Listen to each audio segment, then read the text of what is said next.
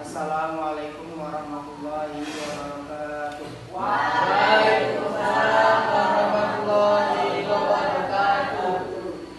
Apa kabarnya hari ini kelas 8?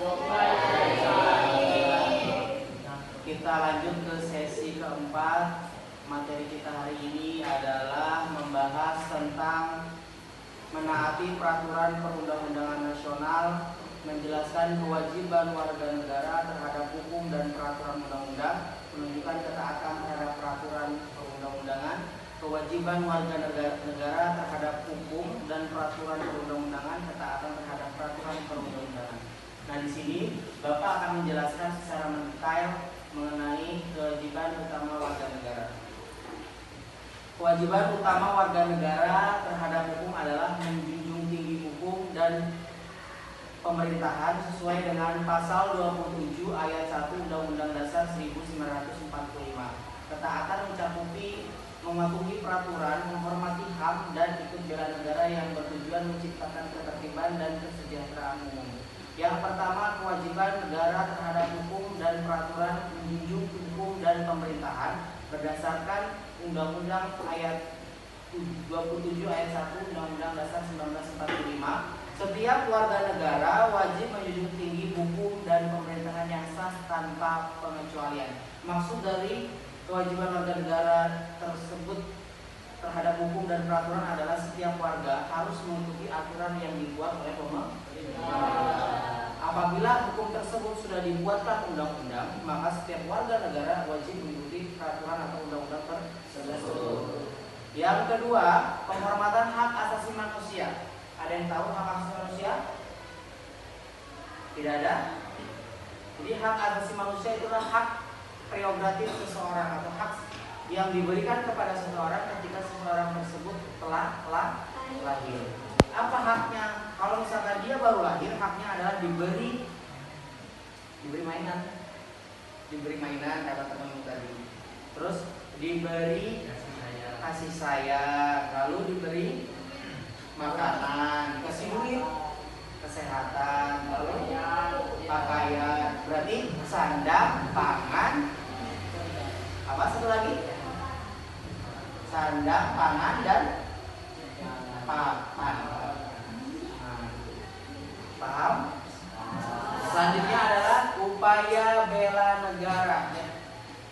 Di zaman yang sudah modern ini atau sudah merdeka ini, upaya apa yang kalian lakukan terhadap negara kalian? Kalau zaman dulu, pahlawan kita memerdekakan dengan susah payah, jerih payah. Nah, kalian sebagai generasi muda, upaya apa bela negara tersebut? Membuang sampah pada tempatnya, boleh. Belajar, apalagi membuat prestasi, contohnya masuk olimpiade, misalkan ada OSN, O2SN, FK2SN dan lain sebagainya. Itu merupakan salah satu bentuk dari bela negara. Jadi prestasi kita itu terlihat oleh dunia. Selanjutnya adalah kepatuhan umum. Contoh kecil di sekolah, berarti kita harus mengikuti peraturan. Rambutnya pendek, terus apa lagi? Kukunya dipotong, bajunya rapi, dimasukkan, tidak seperti preman. Nah, itu merupakan salah satu kepatuhan terhadap peraturan sekolah. Bentuk ketaatan, mematuhi tata tertib lalu lintas, berarti memakai membayar pajak. Kalian sudah wajib bayar pajak? Belum. Mematuhi norma. Apa saja ada norma di Indonesia? Ada norma agama, norma hukum, norma kesusilaan, norma kesopanan, lalu norma budaya ada norma adat istiadat. Norma yang sampai sekarang atau norma yang ada di sekolah kita yang masih minim ada tentang norma apa? Kesopanan. Tepuk tangan. Kesopanan kenapa? Kita bisa lihat di zaman apa sekarang sebutannya Gen Z ya. Gen apa?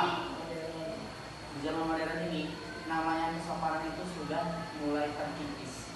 Karena apa? Salah satu penyebabnya adalah dari pergaulan. Yang pertama pergaulan, yang kedua adalah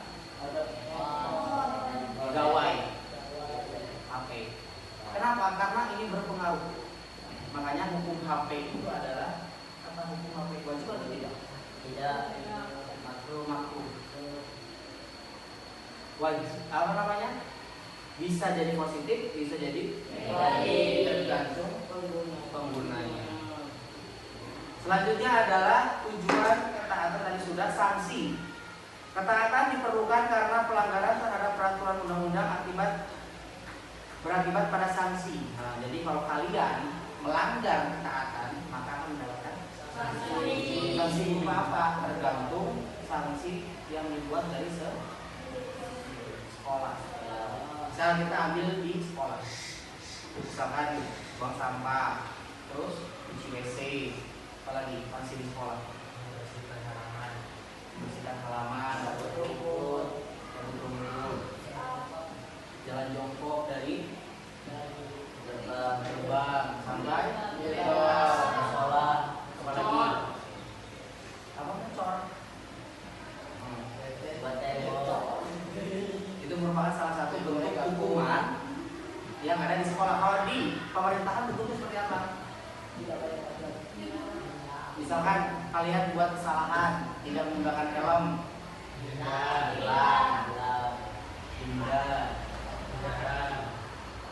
diberikan apa? Sanksi peraturan dari lalu lintas.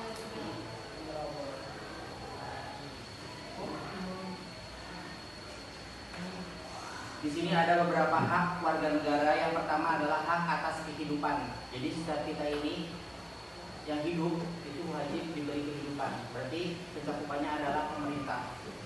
Kita wajib diberi jaminan keamanan baik dari skala kesehatan, pendidikan dan lain sebagainya. Setiap warga negara Indonesia berhak untuk hidup dan mempertahankan kehidupannya dengan perlindungan dari negara. Kita harus dijamin keamanan. Yang kedua, bebas berpendapat. Artinya setiap kita memiliki pendapat yang harus diterima walaupun berbeda pendapat. Yang ketiga, hak atas pendidikan. Jadi kebebasan kita terhadap hak ini, jadi tidak ada yang namanya intoleransi atau istilahnya adalah tidak putus sekolah. Kita wajib, kita harus diberikan hak. Berarti hak ini dari orang tua. Hak kita sampai menyelesaikan perguruan tinggi. Itu merupakan hak atas pendidikan.